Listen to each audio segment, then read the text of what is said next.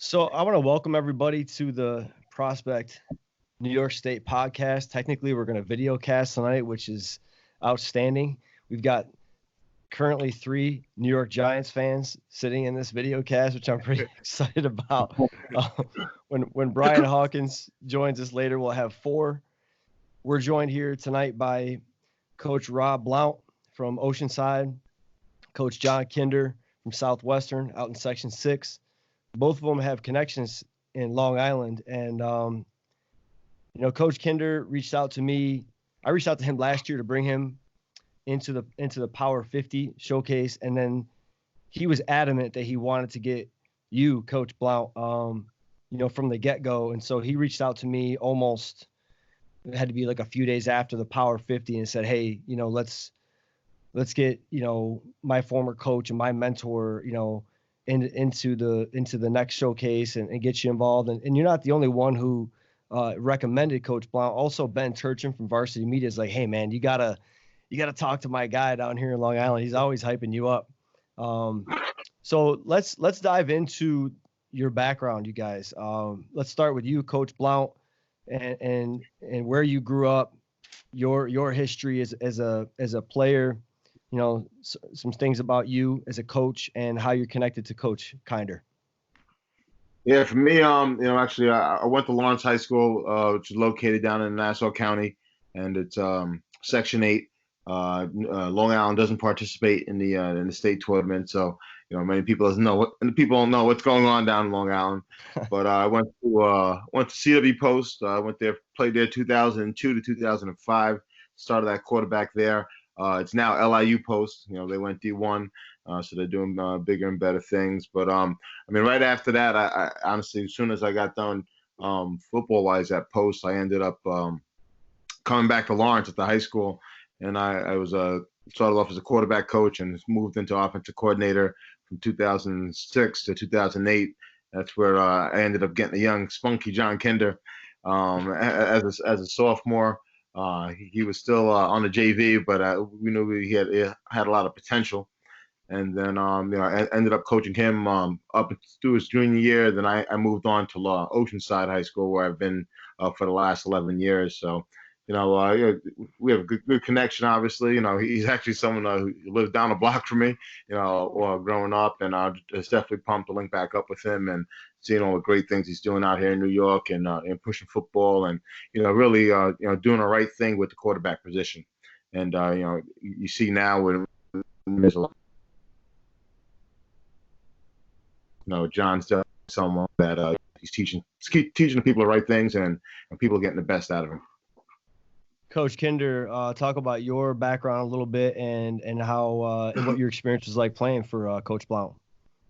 That's a tough act to follow, man. That was a great opener for Coach Blount there. But similar to Coach Blount, like he stated, from Inwood, New York. Shout out to the Wood. Went to Lawrence High School. Played for the legendary Coach Lou Andre. In what is saw as pretty much a powerhouse down in Long Island. If you know anything about Long Island football, Lawrence High School is, John Kinder and Rob Blount are just 2 minuscule names out of a pool of super talented people. So I was very fortunate to come through Lawrence High School and receive that coaching. Went on to play some football at Syracuse University under Doug Marrone and a staff riddled with former NFL coaches and some NFL players. So really had the luxury of kind of really expanding my knowledge in the game of football during my time there. So I'm super fortunate for that experience. And then upon my senior year at Syracuse, graduated with a bachelor's degree and was fortunate enough to do my 5th year of grad school at Stony Brook University back home on the island. So played 5 years of college football and just in that time gained a great wealth of knowledge for the game. And when I got out, kind of did the academic route as far as my professional life went, but something was missing, and I knew I needed to get back into the game of football, and kind of rekindled my love for the game through coaching, and just ever since have been coaching at Southwestern High School, where I'm the quarterbacks, wide receivers coach, and then started doing some private quarterback training, and that's what brings me here with you guys today. You know, it's interesting that you say that, because that's how I found you last year. Was you know, I hadn't been on Twitter like 2 years ago. I mean, I had never even looked at it, didn't even know what it was. But when I first got into it as a head football coach, I you know, you kind of notice who's passionate about coaching, and I kept seeing your name pop up for kids that you were coaching and spending all this extra time, you know, outside of your workday, mentoring young athletes at the quarterback position, which, as you guys know, developing any position at the high school level, even at the college level, the pro level, it takes that extra time. And one of the reasons why I reached out to you from the beginning was that, you know, there's guys that do that across the state. There's guys that do that on the island, I'm sure. There's guys that do that in New Jersey. But the relationship you had with your guys, it was powerful. And it seems like that's carried over, considering the fact that you're working together with, you know, one of your former mentors and Coach Blount. I think it's really special to have the both of you guys here. So, you know, I want to formally just welcome you guys to the Videocast, and just tell you how much I appreciate, you know, you guys being involved and all the time you spent evaluating the guys that, you know, all the nominations that have come through for the showcase. So thank you guys so much for being a part of this. Thanks for having us. Honored to be here. Let's talk a little bit about, you know, what's your process for in player development? Coach Kinder, you are spending, you know, how many days a week are you working with kids? I mean, I feel like I see you 2 or 3 days a week.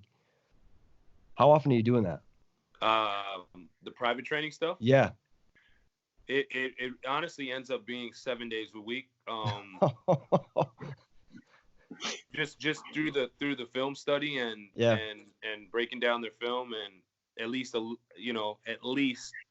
hour or two out of the day just breaking down some of their film from our sessions, and things as small as footwork, or even if it's shooting them a text and, you know, asking them how school's going, how they're making their grades, and just continuing to build the relationship. It's really a 7 day a week, you know, 24/7 deal.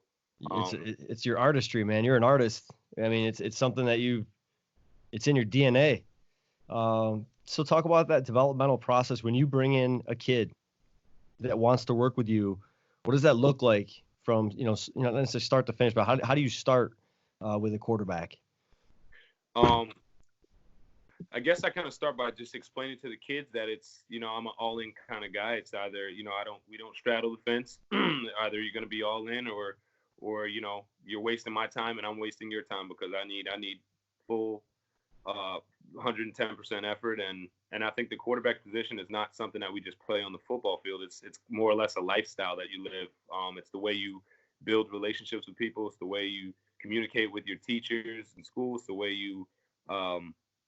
you work through adversity and tough times. It's all those things, and that's what I'm most passionate about, is teaching them how to play quarterback in life. And that's powerful. You know, and if I can empower them in that way, then they don't need to necessarily earn a Division I, Division II scholarship. You know, if I can just teach them how to get through life and how to quarterback life, then I feel like I've done my job. That's really powerful. Coach Blount, I see you, you know, posting videos, doing some extra work. Sometimes with your quarterback you currently have, he's a young 2022, you know, class of 2022 grad. What's your process like with player development and in the off season? What does that look like for you? I mean, for me, Jesus, I mean, John, he's going 7 days a week. He's killing me right now. No, but you know, for me, you know, for the most part, definitely in the off-season aspect, definitely during the school days, I primarily focus on my high school players first. So, you know, we have 3 to 4 quarterbacks in our program that we usually spend about 4 to 5 days a week. You know, whether, you know, we hit it about 3 days during the week in the morning, you know, and then we do some stuff obviously on the weekends. But you know, John, I mean, he did a great job touching on the aspects of quarterback development. But I mean, the first thing that I look for when it comes to development, as John mentioned, was the all-in factor, the fact that this is a lifestyle, you know, to play this position. You know, one of the things about playing quarterback is if you're not all in, there's no way that you can make everyone else around you better. There's no way that you can really take your team to that next type of level. So it's one of the first things that that I end up preaching is you got to be all in for what we're doing. And as we continue going through those processes, obviously the development of a young man is going to be important to the type of leader and the type of person that your quarterback is going to be. In my 15 years of doing this, there's tons of kids that can throw the ball 45, 50 yards. They can do all those great athletic plays and whatnot. But when it comes down to being a quarterback, you're looking for some of those intangibles. You're looking for the character aspects, and those are some of the things that really develop, and you have opportunity to develop more. Besides like the footwork and all the body technique that you end up working on with the players. So, I mean, for us, when I develop my guys and other people that I may train, it's obviously the relationship part is respecting the game and realizing, that you're a part of something that's bigger than yourself. And I firmly believe all the technique stuff that stuff will come, and that's stuff that you can always develop in over time. It's a powerful thing for people to hear you guys talk about, because everybody wants to talk technique and talk skill, but you just talked about what comes before all of that, and it's hard for us to evaluate that when we watch a huddle highlight tape from guys that we don't know. And so doing our homework, right, when we talk to head coaches, or we've interacted with some of these guys, sometimes that influences our evaluation, as it should. But I think that speaks volumes about, how you lead young men. And I think it's all the more reason why I'm excited for this group of quarterbacks that are going to be able to be mentored by you on April 25th. And as Coach Kinder can attest, it's a lifelong thing. I mean, these guys that worked with him last year, they took a big group photo and they still stay in contact. And there's that bond that you have that is sort of a New York State thing. We become a family on that day. And when we leave, we feel like we've accomplished something together. So I love that that's the place that you guys start from. And segueing into that, we had more nominations this year than usual. And I know the two of you we all had the same goal, which was to do our very best job of identifying, the players that had the best opportunity to play at the next level and really play, not necessarily make a roster, not necessarily just make a team, but really play the quarterback position the way it was meant to be played. Talk about, guys, what that player looks like. What is your evaluation process when you're watching game film? Rob, you want to kick it off? Yeah, sure. When we look at the aspect, obviously,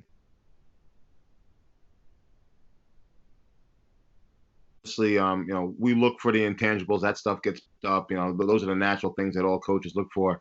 But I guess for myself and even John, as we started this, one of the key things that we always look at in the development, of high school quarterbacks and how are they going to project into the college level is just basic mechanics. And there's more quarterback coaches that are out there that are being able to teach some of these players, how to focus on some of the fundamentals, weight transfer, proper placement with their front foot, and a bunch of other things. But that's usually the most important thing that we look to see. Is there a basis from that? And with that being said, we don't use that as a measuring stick as to say that someone else is not going to be good enough at an early point, because some players don't get that type of training. So we try to put both of those those aspects there with mechanics. Look at it for those who do have those quarterback trainers.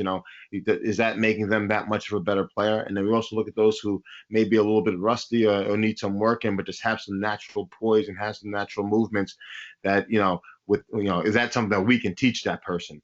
Sure. So I think the mechanics, that's obviously one of the first things that we look at altogether. But I mean, I think it's important that that's not the end of the game. When we look at the development or analyzing and evaluating quarterbacks. Yeah, I think for me, I always kind of just naturally, I always think back to when I was a high school quarterback and the things that I didn't have. Naturally, I think Coach Blount did an excellent job of trying to teach me the basis of playing the position, which is, everything in between the ears, everything from the neck up, you know what I mean? You have to think the game and and you have to be calm in those chaotic situations. So I think what I look for as soon as I turn on a film is if a guy has a good natural feel for the game. Does the game kind of come natural to him? Does he step up into the pocket? Is he keeping his eyes downfield? Is he extending plays?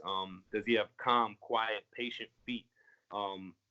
Does he have a good feel for his offensive system? Does he know where to go with the ball? Is he aware of what the coverage is? Is he taking the easy money? So these are all things that I'm kind of gathering, I guess you could say, as I start watching a guy's film. And then the other things that I look for is something that Coach Blount mentioned, just things that you can't coach, like are they creative? Their creativity in their play extension. Are they doing things that you can't necessarily coach? Do they have some wiggle to them? Do they have a swagger about them? And those are the things that you can't coach that are really important to the position. I think especially now, more than ever, you're seeing guys like Kyler Murray and Baker Mayfield, Lamar Jackson. They're really revolutionizing the position. No doubt. They don't do things the traditional way. So I think we got a few of those guys in this class of quarterbacks this year. So I'm really excited to coach those dudes. Absolutely. Coach Blount, what else? Anything else that you look for when you're watching huddle tape that stands out to you and you say, I got a guy? Is it the first 3 plays? Do you watch like the whole thing? Are you looking for a full game? No, for me, honestly, I'll sit there and go through the huddle highlight. The highlights are great because they're 4 to 8 or 9 minutes, but you don't get a true evaluation of a player in that short time. So for me personally, I end up watching, when I watch a huddle highlight tape, I watch it 3 to 4 times and focus on different aspects. Whether it's looking at their eyes and how they make their reads, whether it's their footwork, how they handle pressure, some of the intangible stuff. You pick up something differently every time you look through a film and evaluate it. So I try to watch it multiple times. And for many of these guys that were elected to come to the combine, I ended up watching some of their game films as well. To see how they react. In certain situations. I think one of the big things that I know Coach Kinder looks at as well is I'm huge on body language. So I'll sit there and watch an incomplete pass, and I'll study the incomplete passes and watch how the quarterback, how his reaction is, and or how he acts when he gets sacked, or how does he react when he scores a touchdown? Does he beat his chest and point to the sky, or is he tapping up his offensive lineman, or running down into the end zone? I mean, there's so many little things when we talk about building a Division I quarterback in particular, and this building quarterbacks overall, that coaches look at and people are getting evaluated on that the players are not even aware of. And just how you carry yourself on your field, for me, is also a big judgment. And I think some of the guys that we have here are some of the better guys that carry themselves well, and some of them, I can't wait, because some of these guys have a lot of emotion and they're fiery, and other guys are cool, calm, and collective. And I think it's a real great combination of guys that we have coming to this showcase here. I think that's an incredible insight for prospects to hear about. We are watching your highlights, and college coaches, the really good college coaches, will tell me, "Hey, coach, I really like one of your guys. Can you send me 3 full games?" And they usually say, "Hey, send me 2 good games, but then send me one of their worst games. We want to know. We want to know like all those same things. What was he like when you were down by 3 touchdowns or something didn't go right?" I love that. So the fact that you're bringing that up, I don't know that every sophomore in high school or junior in high school realizes that that's something that you're doing, Coach Blount, Coach Kinder, and that the college coaches are doing, because you guys have been through it. So that's an incredible insight. Coach Kinder, what else are you looking for when you're watching tape that just seems, something that just is you specifically that catches your eye? Yeah, you looked at you. What you like to see is the ball jump off a guy's hand. You like to see quick twitch guys. We just jerky. And there's a few ways to gauge that. But a few throws in particular that I think of are like the far hash throws. If you're on the left hash and you're throwing the ball outside the numbers, that 12-yard comeback, that we call that a big boy throw. If he's making that throw and that ball's in his hand, you got something special, because that's not everyone can make that throw. Yeah. Quick game in the quick game world. Is there any wasted movement in his in his drop, in his footwork, or is he taking 3 deliberate steps and getting the ball out of his hands, or is he double hitching up to a throw? Is he staring down a throw? That's a sign of a young, most young quarterbacks will stare down a throw and they'll hitch up to it 2, 3, 4 times. And when they're doing that, the defense is converging on that throw, and typically young guys throw a lot of picks because of that. So those are just things that I look for. That gives me a good feel for how mature a kid is and how far along he is and the work that he needs to be done. Coach Blount, anything else for you when you're watching tape? Did you cover it all? Oh, I mean, he covered it there, and I love what he mentioned about, and we talk about having live arms, and I mean that's something for me. You sit there, and as John just mentioned, but there's nothing better, watching a high school film, and you're sitting there writing a right hash, a left sideline. You're hitting that 15-yard deep out or that 12-yard deep out. And that ball's jumping off his hand in rhythm. There's nothing that looks better in high school football than that. And I really enjoy watching, the players and those guys that are coached up and those players that are able to make those throws with confidence. And, we got a couple of those guys that are here on this list, and I'm real pumped up to watch these guys and watch them compete and get after it. One thing our listeners and viewers are all curious about was our process in general. And I want them to know that, not everybody makes this particular showcase. It's a tough showcase to make. It's not open to everybody. We get that. If we had everybody, you guys got to keep in mind there's 600 high schools in New York State. There's 13,000 football players in our state alone. There's not enough room for everybody to get in, for everything. It doesn't take anything away from what they do, the positions they play, their programs. But I do want them to know the process that we took and that you guys helped us with so we clear that air with everybody. We went through a process that head coaches nominated players. Okay. Head coaches nominated their players, and there was, 300 nominations. There's 100 spots, and there's not 100 spots for quarterback. You can't. I've been to showcases before when there's 25, 30 quarterbacks, and 8 of them can complete a hitch. And you can imagine what that looks like for those receivers trying to get looks for anybody. It's just it turns into a cluster. So running a quality showcase with the one-on-ones and the indie periods with guys that can really handle themselves is our responsibility. So we go through the nominations from the head coaches. Not only were you guys evaluating them, Brian Hawkins, who's a consultant for the NFL, he's an alumni in the scouting academy. He's evaluating them. We have a scouting intern also from the scouting academy. He's evaluating them. We've got plenty of checks, including myself. We have plenty of checks and balances to say, okay, and we collaborate on this almost daily. We've been talking as our quarterback group. I mean, our collective, we've been communicating and quite an entertaining chat on our phones. But I just want, everybody to know out there, we work really hard. We spend a lot of hours volunteering, trying to make this the best it can possibly be. And so let's get to the board that we have currently in no particular order. I mean, let's go with who you guys got, who we bringing to the showcase. I mean, go ahead, John. Well, one of the guys I'm excited to see like no other is one of our 2021's guy, Darius Wilson out of Iona Prep, lefty. I know John and I we talked and mentioned about him. He's got like a little baby Deshaun Watson to him. He's got some serious giddy up off the ball, and I mean he has a quick twitch and flings the ball downfield, and he's going to do some real good things moving forward, going obviously into this combine. And I think he's one of those kids one of those Power 5 kids, and I'm really excited to actually get to meet him and work with him in particular. What's your thoughts on Darius Wilson, Coach Kinder? Yeah, I think he's interesting. I think he would fall in the category of one of those guys that I mentioned earlier, like a Kyler Murray, a guy who kind of revolutionizes the position. He's not 6'5", 230 pounds like once upon a time guys drooled over and sought after. I think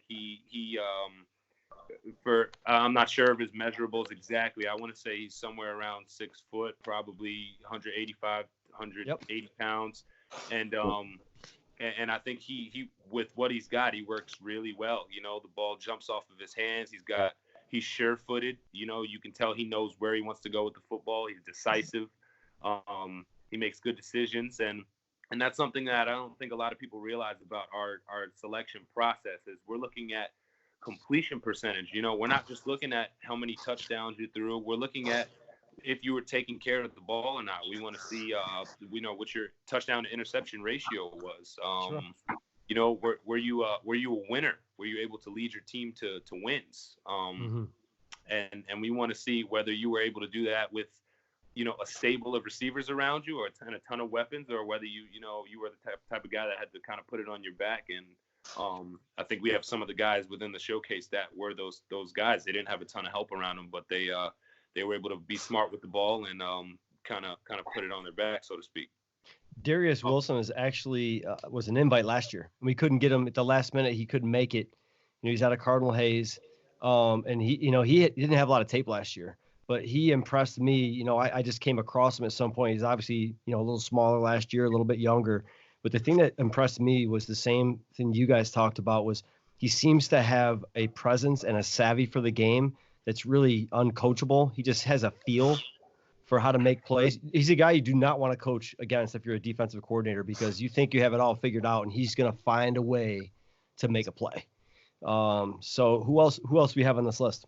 I just want to correct you real quick, Mark. Yeah. I own a prep. Yeah, you're right. Misspoke. Yeah, I appreciate that. Yeah, no problem. Guy I'm interested in seeing is Tyler Baker. He's Canisius, just coming off of a state championship. He's a kid who was a part of the Power 50 last year, and I'm curious to see what a year has done for him. Another year to kind of just get coached up on the position. I know he's got a private quarterback coach, and was a first year varsity player this year, coming in after Christian Belu, who transferred out of Canisius. He had big shoes to fill, and he did a really nice job this year. So he's a guy that I'm looking forward to seeing his growth over the course of that past year. Absolutely. No, I agree. I agree with you on that. Tyler, he's that true dual threat quarterback. You know, and he definitely has. He brings a lot of intangibles. I remember watching his film last year.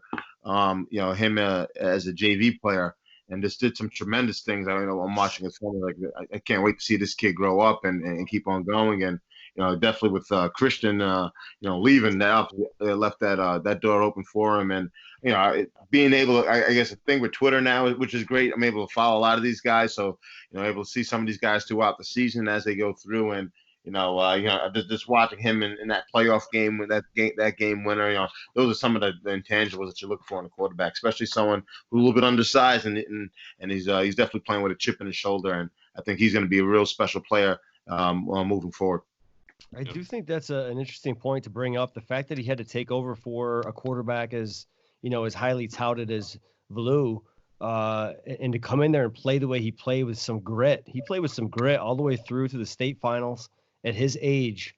It does say a lot about him, and just sort of his persona.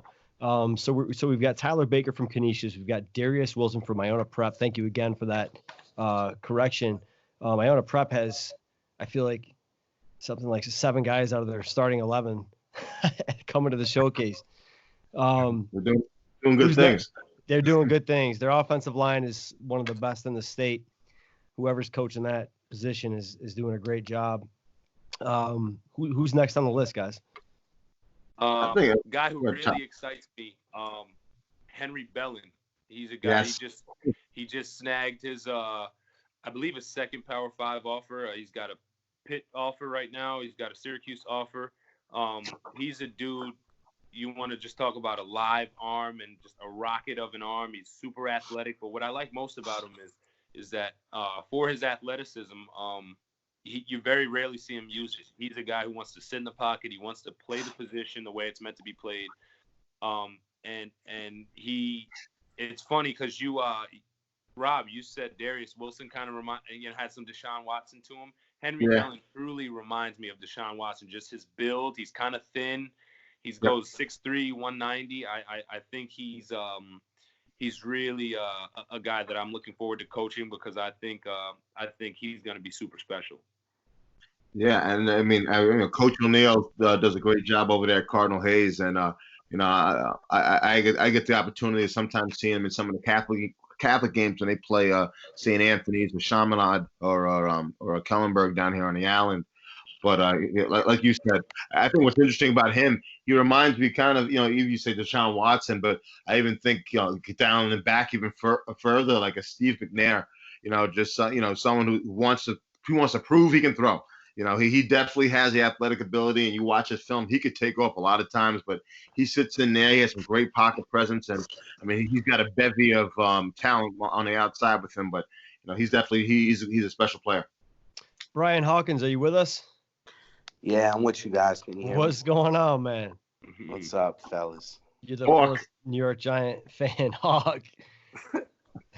Listen, we just started on the board. We hit Darius Wilson, Tyler Baker, and now Henry Bellin. What do you have to say about those three quickly?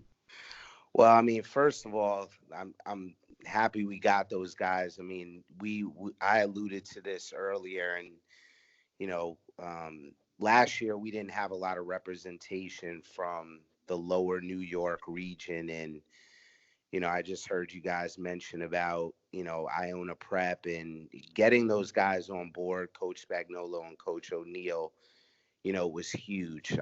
These guys don't necessarily need to come to this showcase. I think we would all agree that they're going to end up somewhere.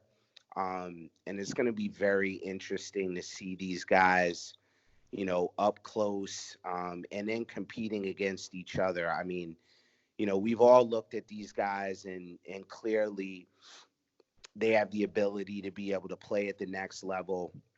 What I'm interested though in seeing, and I'm interested in hearing your thoughts. There's some limitations. I've seen a couple of these guys live, and watched them in a complete game, but watching huddle tape has its limitations.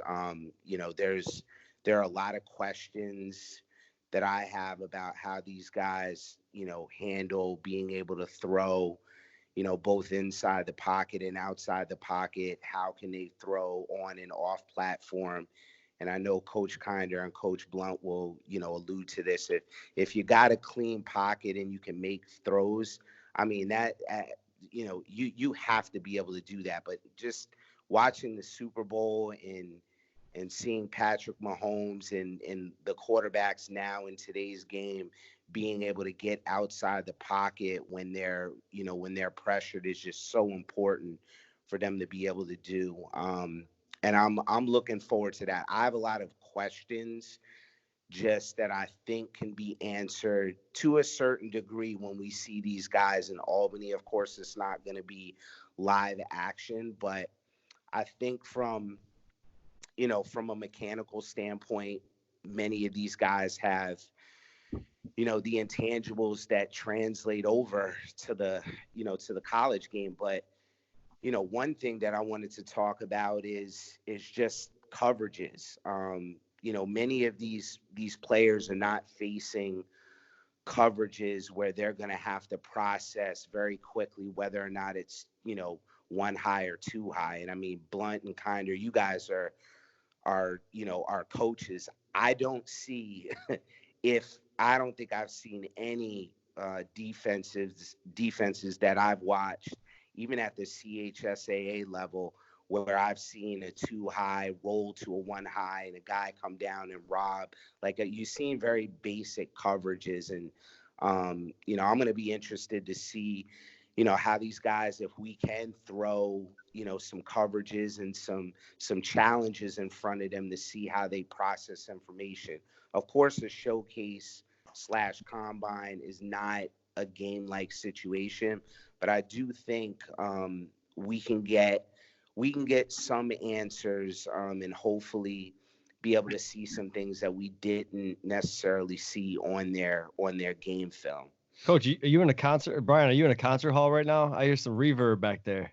Oh, really? Yeah. Well, actually, for our viewers, I'm in a New York City apartment, so I don't want to wake my daughter up. So I'm actually in the hallway on Well, my listen. floor. Hey, I know you haven't had a chance to say their names before, but it's actually Rob Blount and John Kinder. So we're gonna get that. I just want to get that through. I've already messed up once on here, so I know you didn't know, but listen, I got corrected when I first got on here, but you hadn't had the chance. No good, Hawk. You're a Giants fan though, so you're accepted. It's all good. Listen, fellas, I apologize. I had to actually ask. We're talking about quarterbacks, but Corday Sidnor, who's at Iona Prep, I actually DM'd him to make sure that I could pronounce his name right. So I probably should have done that with you guys as well first. So I apologize. Congratulations. You played yourself. Oh man. Coach Blount, man, I'm telling you right now, some of those messages you send through, they're outstanding. We have a good time. You're on a good time, man. But anyway, just what are your guys' thoughts on, just some of the things that, that are challenges about just evaluating quarterbacks? I mean, we know watching huddle highlights it's not enough. I mean, you really need to be watching a full game to see the full gamut. We did actually cover a lot of that stuff. But go ahead, guys, if you want to re-chime in about it. I mean, I think even moving, just going a little more in depth is, I guess, even analyze, once we started to narrow down, our quarterbacks, even like the group of like 20. I mean, I think one of the big things that we discussed a lot was now really looking at those individuals for just who they are, regardless of what programs they're in and how much coaching you could tell they had. Because at that point, we're watching film and we're trying to, disseminate, who's the top, 11, 12 out of this group. And, some people are in run heavy offenses, some you can tell they don't have a high level of progressional reads, and some people are just solo reads. And I think that's one of the toughest things to separate, make the group smaller, was trying to look at what programs they came from, throw that to the side, and just look how would they be, if they were moving to a different type of program. And that's really difficult. Where a lot of these players in normal high school football, you still run oriented heavy offenses, and so they really, and some coaches don't try to showcase some of those talents that they may have. And we saw very few films where you had a lot of progressional reads and people hitting the 15, 20-yard digs over the middle of the field and over routes, and left hash, right hash, deep outs and whatnot. So we saw a lot of posts, a lot of articles, a lot of sideline, near sideline, near hash, 15-yard comeback. So it'll be interesting to see how they are when they get thrown a gamut, when we get up there to 25th. Coach Kinder, who's next on the board? Let's see here. Another guy I'm interested in seeing come out and compete is Jake Ritz. He's a guy I'm super familiar with.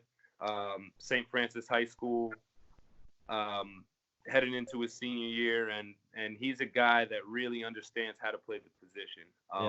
It's funny, we just talked about progressional reads and guys who can get down to their fourth and fifth guy in the progression. And he's definitely one of those dudes.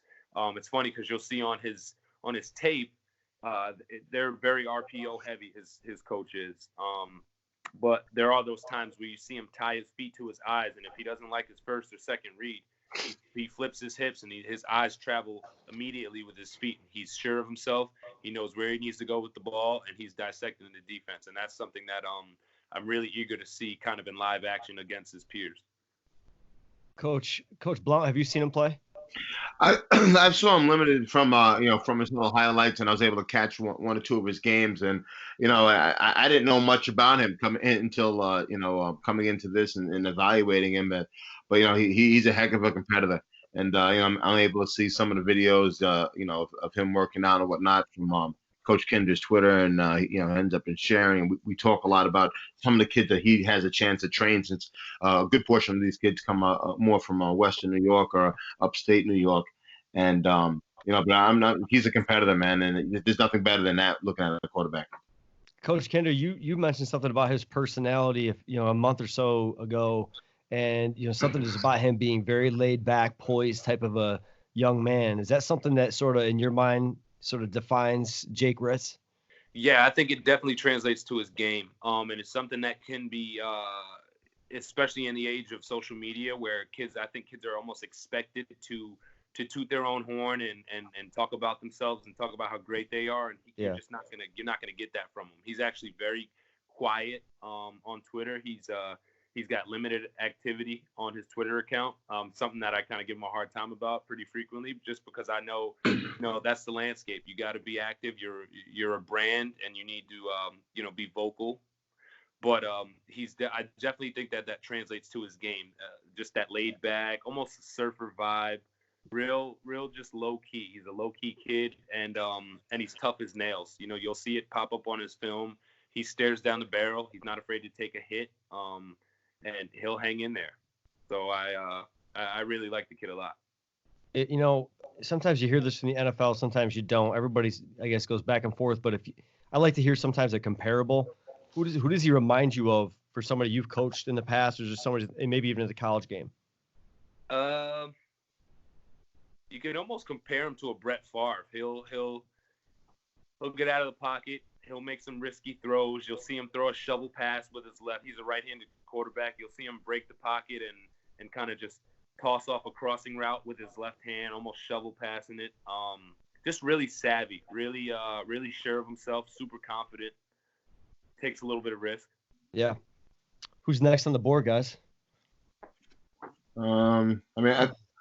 Interesting guy for me this year is I would say Aiden Timo from Cornwall. I mean, he's up by you guys. I know he was up pretty sure last year as in the combine, and I think what was great. He's a 2022. He's a two-time state champ, which obviously winning is not necessarily always the greatest thing to say. That's a good quarterback, but it has something to do with it. And the fact that he was hurt this year, so he lost a little bit of time this year. And he's 6'3", 195 pounds. Yeah. He's someone that is. I loved his escapability. The last 2 years of watching him, and something has to be said about a kid who's able to be a part of 2 state championship teams. Yeah, I would agree with all of that. I recall working with him last year, and I sent the kids on a water break, and he stayed back, and he wanted to get some extra throws in. And I just remember him being very, very polished. He's got a nice, smooth stroke, nice delivery. The ball jumps off his hand, and he puts it where he wants to. He's one of those guys who, they call it ball talent, when you can just, you got that spin, that trajectory on the ball, those RPMs, that he's a guy who he throws the laces off the ball. No kidding. He's a young kid, and he acts like he's already sort of a freshman in college, the way he carries himself. Last year, I felt like he carried himself very mature, very poised, no just nonsense. I look for even at a showcase like that, I'm kind of just looking for everybody's body language. And you look back at the videos, and he's looking you in the eye the whole time. He is listening to your every coaching point. And so that stood out to me. Obviously on tape this year, he was hurt a bunch, but I mean, he's due for a big year this year. I think he's a great addition to the showcase. Who else do we have here? So we've got Oceanside's Charlie McKee. Charlie McKee is a returner from last year. Another gritty kid, super poised. Just from a guy who has never coached him. I remember the first person that actually told me about Charlie McKee was, again, Ben Turchin from Varsity Media, because he probably videotapes your games or produces games from down in Long Island. And he said, you got to get eyes on Charlie McKee. And so who is he? And then I'm looking at some of the statistics that he's putting up, and then I'm watching some of his tape, and I said, all right. And then, obviously you guys can comment on it better than I can, but he's another one that seems wise beyond his years. When you see a quarterback carry himself the way he does, he acts like he's 21 years old already, 22 years old to me. And again, I don't know him as well as you do, but what's your comments on Charlie McKee? John, you go first. Yeah, well, I'll start. Something that I really saw jump off the page was 69% this year, almost 70% completion rate.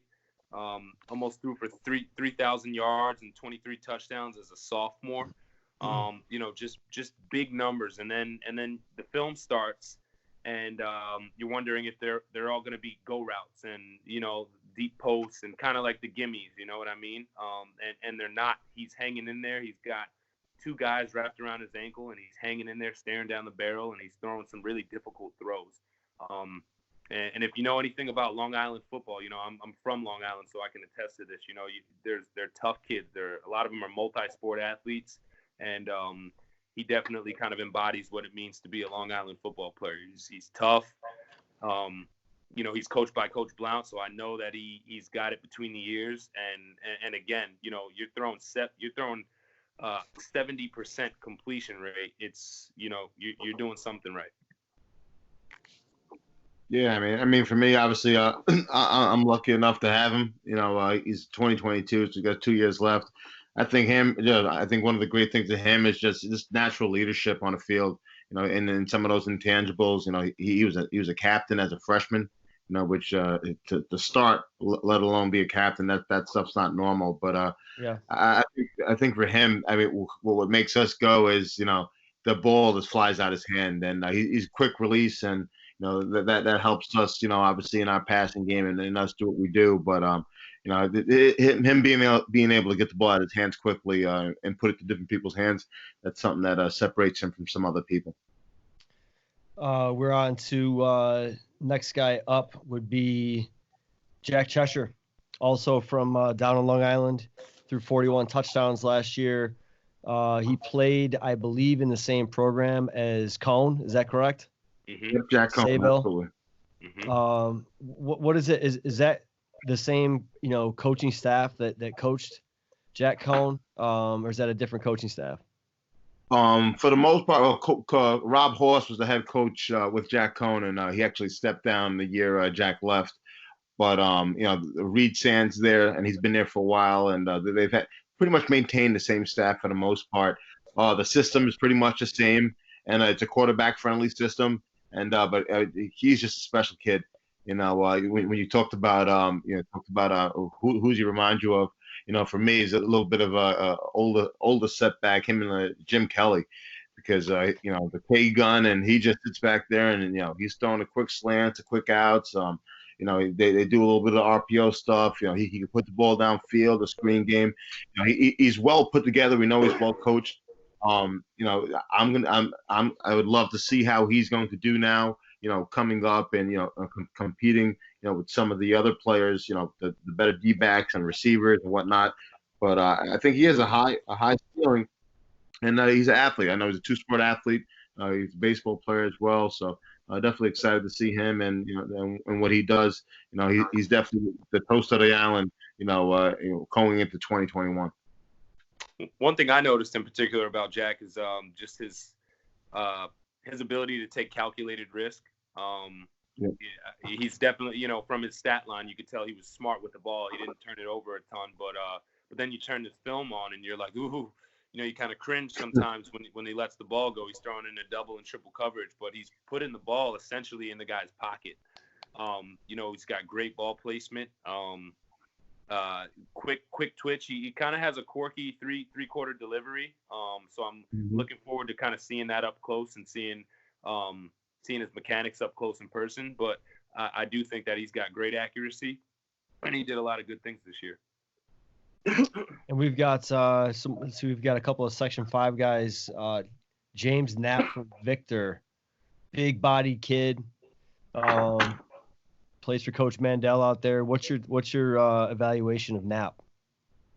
I had the privilege of seeing James up close and personal at a training session of mine not too long ago, and he's a thick kid. He walked in the place, and I thought he was an older brother of one of the kids that I was going to be working with. I had no idea he was a kid. He's real big. I want to say 6'3", 220, 225. Definitely looks the part. He already looks like he's a college athlete. Sure. And then you kind of wonder, is he going to muscle the ball? Is he going to Tim Tebow the ball? And he doesn't. He's got a smooth, fluid stroke. There's no glitch. There's no hitch in his delivery. It's real smooth. Ball comes off of his hand nice, and then you watch his film, and he makes all the throws that you need to see him make. Coming from Victor, he had an excellent running back. It's a run heavy system, but he was smart. He protected the football, and then when they called his number, he answered. Coach, what'd you see from Knapp? Yeah, I'll be short on him because John's worked with a lot of these guys, but just even though I was able to watch a couple of his videos, him working out with Coach Kinder, and I just love this frame, and then watching him obviously in the film, having the ability to stand there and deliver those balls and whatnot, and I don't know too much about Section 5, but I could definitely tell you that just from watching his film, he's one of the better guys that are located up there. I've seen James firsthand. I saw him at the New York State High School Football Coaches Association Combine last year.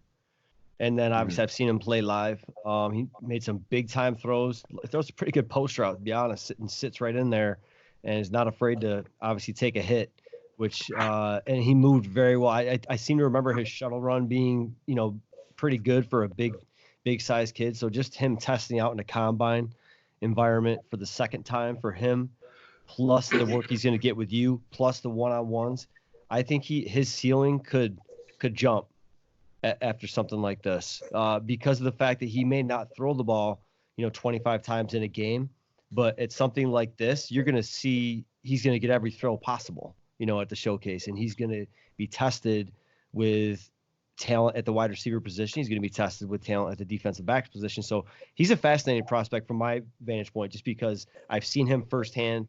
I know what he can do, what he's done within his system, but I'm fascinated to see what he can do within your system within a day's work. In addition to some of the work you've done, training him for the brief time that you did.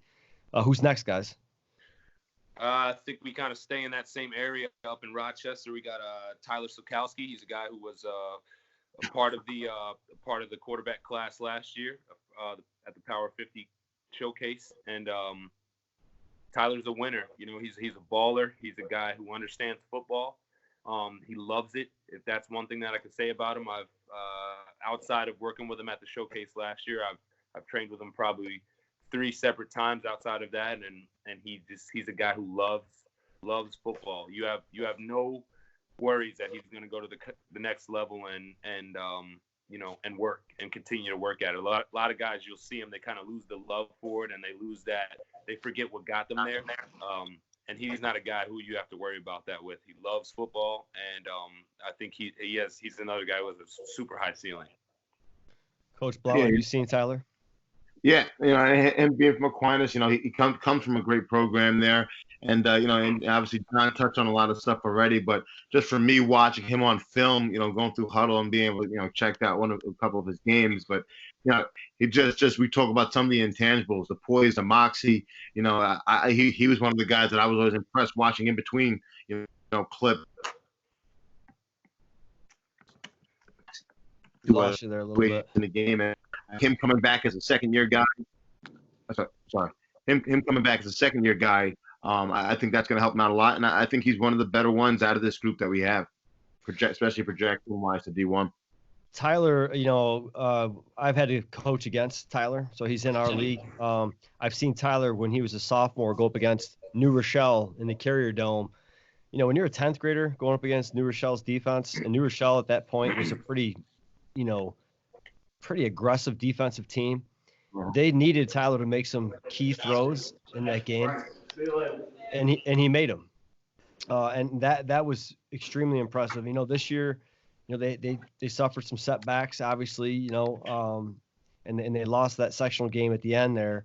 But I still think one of the things that sets him apart is his downfield accuracy, even whether it's under duress or not. I know their scheme is sort of max protect. They typically, keep in 9 guys sometimes on those deep routes, and they'll send out 2, and they'll just, throw a corner post or a post corner or what have you, smash route concepts, and he's just lays it on the guy down the field. So I'm curious to see how he does in his second year with Coach Kinder and you, Coach Blount. I'm curious to see how he progressed from in that regard, right? Everyone has their own system they come from at their high school, but the quarterback spot is such a difficult spot to play at the college level. For high school is one thing, but to really be able to play it at the college level, and from our state in New York, we haven't lit up the quarterback rankings over the course of the last 3 or 4 years. It's like it's been sort of spotty, kind of up and down with a quarterback here, a quarterback there. It's like, okay, this is a crop of really strong quarterbacks, and they got to show up and compete and be coachable. They got to, hopefully progress. And, even if it's one day, I'm fascinated to see how they take to just the coaching that you guys give. That's what I'm looking for. What's their, you talked about body language on the field. What I watch for is as a director kind of from afar, I watch for their body language, how they're listening to you guys when you're coaching them. Because you could see the ones that want to be coached. You can sort of see the ones that are just like, well, I got invited to a showcase. I'm a top guy. Like, that stands out quickly. And I just sort of, if I see a prima donna or anybody who's showing that sort of mindset, I just kind of write them off right out of the gate. Like, that's not a quarterback who can handle a college team. Who's next for you guys? Who we got, Rob? We got Danny Lotha from Pittsburgh. Danny's a dark horse. I'd say he's I don't want to say he's a question mark guy. I don't want to peg him as that at all. But he's a guy who you haven't really heard a lot about in New York State. He's probably a guy who surprised a lot of people when he got his invite. But I like Danny a lot. I think he's got a live arm. He's got a lot of pop to him. He's quick twitch. He's a quick twitch athlete. Strong. Very strong. And, strong, and I think he's confident in his movements. A lot of times you'll see quarterbacks, especially quarterbacks from run-heavy offenses, they're not sure of themselves when you put them in an atmosphere or in an environment where they're called to throw a high volume of throws. And I think Danny, he showed a lot of confidence in his ability to throw the football when I saw him live, and I'm really excited about what he's going to do. He's been training, quite a bit. Obviously, in their program, they put a lot of emphasis on strength and conditioning, and he's taking it serious. I mean, he's put on some weight, he's put on some muscle. He carries that swagger about him, and I feel like he's due to have a strong senior year, even in that system. Coach Burness, the OC out there, is going to do a great job with him. I think it's a great invite. I think you got to have, at some point in a showcase like this, you're not going to get every kid that has statistics coming out there, whatever. It's just, to me, it's not about that. It's about where do they project in the future, which I think Danny has potential. He's got to prove it, but so does everybody else.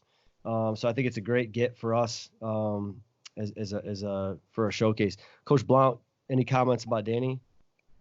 One of the things I saw about him is, obviously he was in a run-heavy offense, but he had a ton of movement passes. They did a tremendous amount of boots and sprint outs and whatnot, and he was able to make some deliveries on a run. And we mentioned about earlier, high school quarterbacks, anyone can throw from a clean pocket. And being able to make those moving passes, those are something that jumps off of me. And he's the type of kid I look at him. He's a big size kid. I think he's about 6'3" or so, and kids in my offense, he's throwing the ball, 300 times a year, so he's someone that definitely would probably project differently being at different places, but he's going to have a great opportunity to really showcase himself in front of the rest of the top quarterbacks in the state. It is a great point that you brought up just about some of the things that they do in that offense. I mean, they might not throw the ball 35 times, but he does take the ball from gun and under center, and they do have enough variation in their offense where he could, survive in a college system early on and have a good base. He's playing in a 7-on-7 league in the offseason, so he's getting some reps in open passing situations. And he's doing very well. On top of the fact that he's playing in a power offense, that could help him at a showcase like ours. So, like I said, I think he's going to do well. Brian Hawkins, what's your take on some of the guys? I know we've gone through a ton of guys since we last heard from you, but what's your take on some of the last quarterbacks we've been talking about? Just, I wrote down some notes here. I wanted to go back because, obviously the Western New York guys, Blount and Mark, you guys know them a bit better. But going back, I wanted to talk a little bit about Chester. I agree with Blount that he's probably, to me, the guy that throws is the most accurate. And I use the term runner's ball.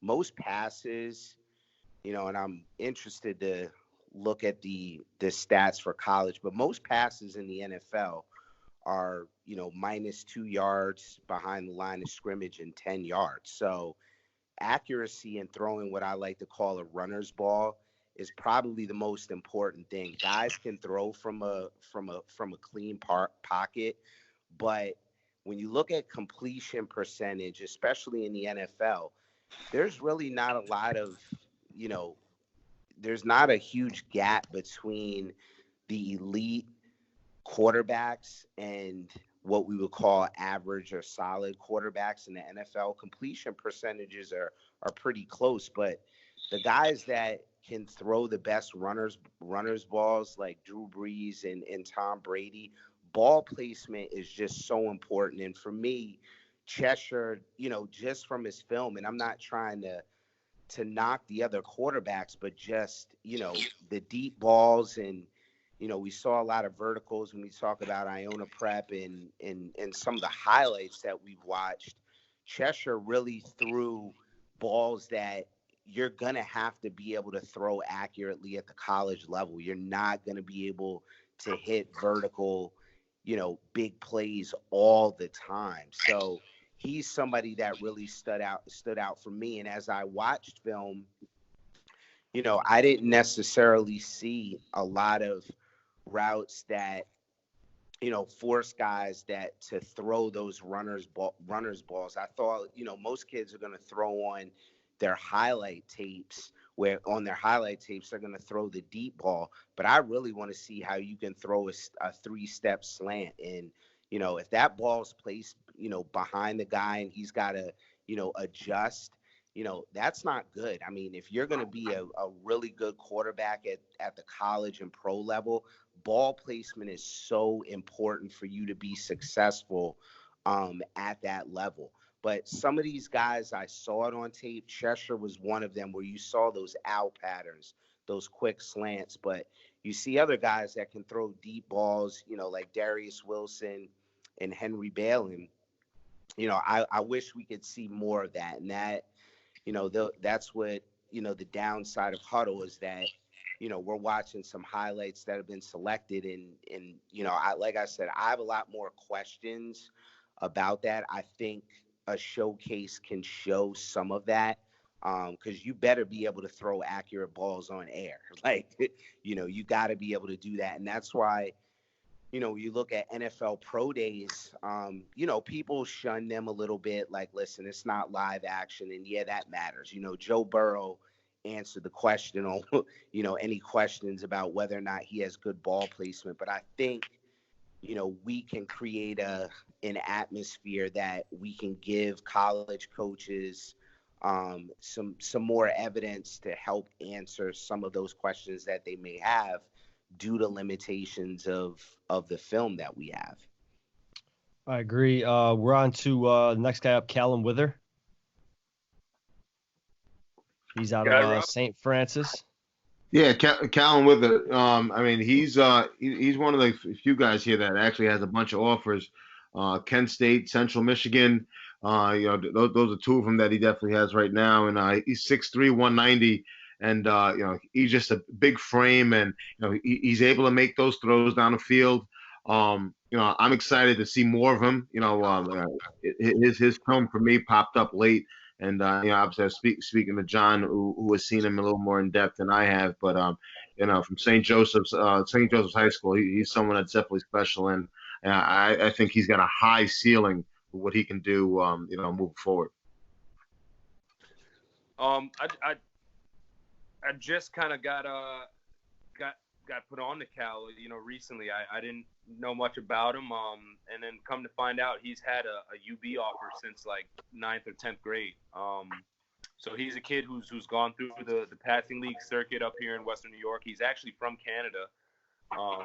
So we've got a Canada guy represented in the showcase, which is pretty cool.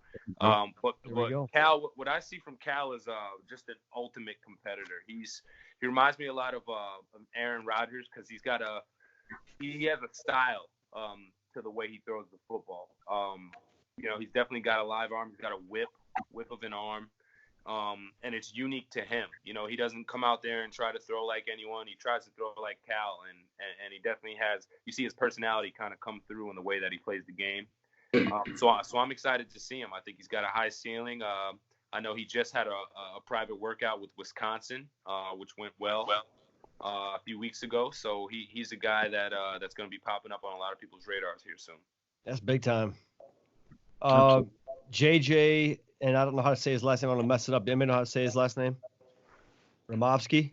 Ramovsky, I think it is, yeah. Yeah, J.J. Ramovsky from Cicero, North Syracuse. Cicero North is a 2021. He's a little bit of a smaller player, compared to some of the other guys. But, just from watching his film a couple of times, he's someone that, jumped off right away.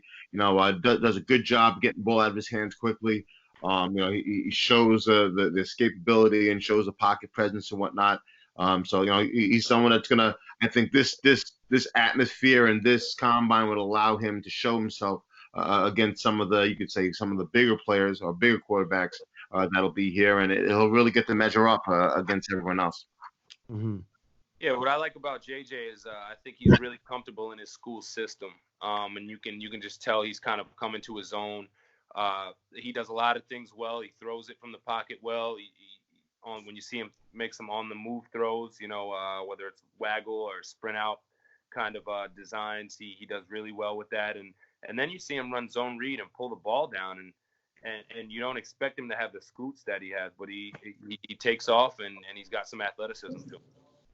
So we're gonna have to wrap things up here in the next few minutes, but couple things, I wanted to mention just about the quarterback position in general, and just so people understand. Right now, if you looked at Ithaca College and their quarterback Joe G last year, Joe G's was a play away, or I don't know what he was. I mean, he's almost the same as Joe Gerbino out in Dartmouth as far as like arm talent and athletic ability. I mean, it's very challenging to see a difference between a Division III quarterback at Ithaca and a Division I quarterback at Dartmouth when you just look at their overall talent, right? Then you look at the quarterback at Utica. He's a lefty slinging the ball all over the field. Then you look at we got a quarterback who played at McQuaid last year, who was a prolific guy who would have easily been a kid we would have had at our showcase this year. Is at St. John Fisher. The margin, that small step from Division III to Division I at the quarterback spot in New York or anywhere is very small. It's very difficult to be a Division I quarterback. Just because guys are getting invited to this showcase is no guarantee for anybody that they all are suddenly a scholarship grade player. Could they earn one? You talk about Wisconsin has met with someone like Kellen Wither. There's no doubt about it. But there's other guys that they might end up fighting for a spot to compete at Cortland State. They might end up somewhere, and that's okay. If they want to play, they love the game, they love college football, quarterback is tough. It is tough, and you guys know because you played it.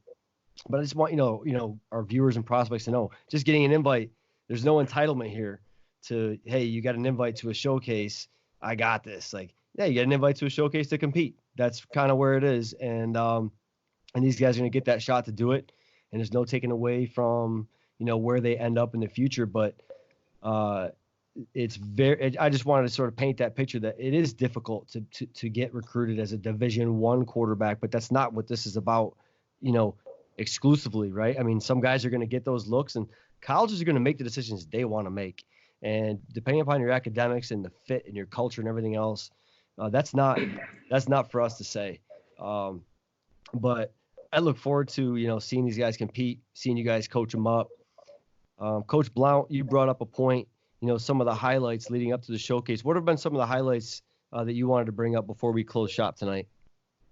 I mean, some of the things that's obviously this, for us having these conversations about these players, we told me even about the selection process. Really, it was a lot at first when we sat there and we were looking at all these names on the boards, and I don't think I think one guys to realize that people were moving up and down this whole process, and these guys that were selected here, they were all in different slots when we first started, and really, I guess the process for me and the part I enjoyed the most was being able to watch a lot of these other players in New York State that I normally don't get the normal chance of seeing and evaluating, and for me, it put a nice sense of calm and also a sense of excitement for New York football. We have some pretty good quarterbacks that are developing here in New York football, whether from the JUCO level up to the Division I level, and for those guys who may not have been selected, that this is not a slight on you at all. You're still going to have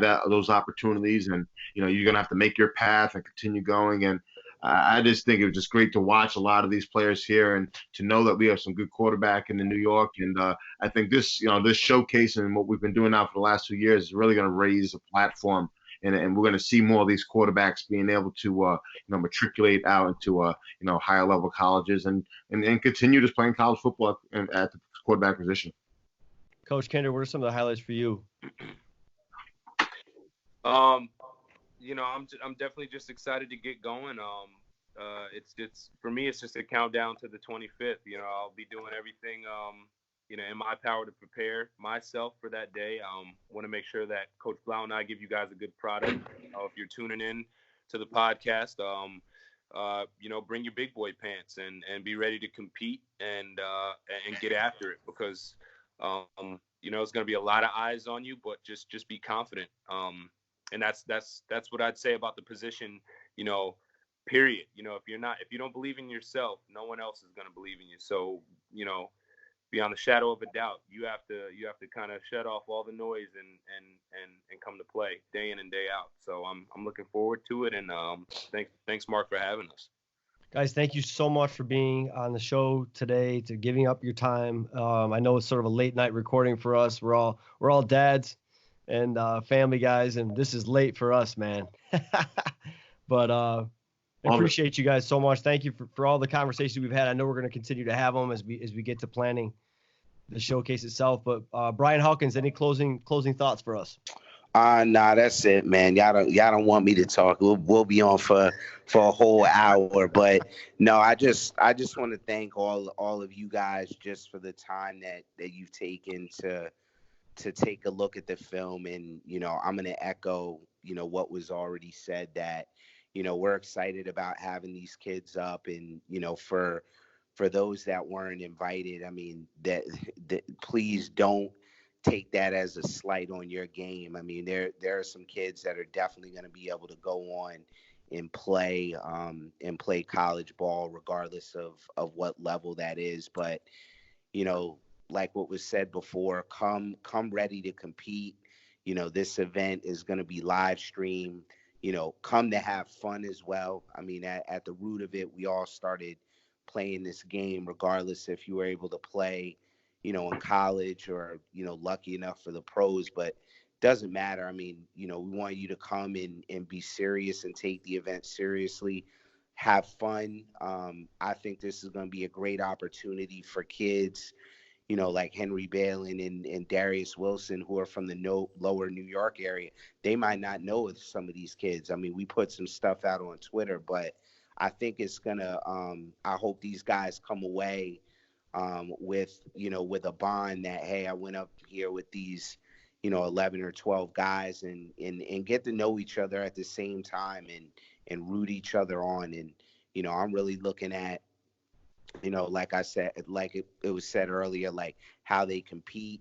We're going to try to put some good receivers on. We got some good secondary players. So many of these guys may not have faced top competition. Of course, the CHSAA has probably arguably top to bottom the best competition, but it's going to benefit some people and just come to have fun. It's going to be a pleasure for us, I think, to be able to sit back and watch them. And I know for our two coaches that you guys are going to be excited about working with them, and then just having a bonding experience, amongst each other, and know that we're collectively, regardless if you're in Long Island, New York City, or the rest of the state, that you're going to be repping your state, and we want you to take pride in that, and we certainly have with the work that we put in. Coach Blount, Coach Kinder, Ryan Hawkins, thanks so much for a great show. See you guys next time. Take care. Thanks, man. Good night, guys.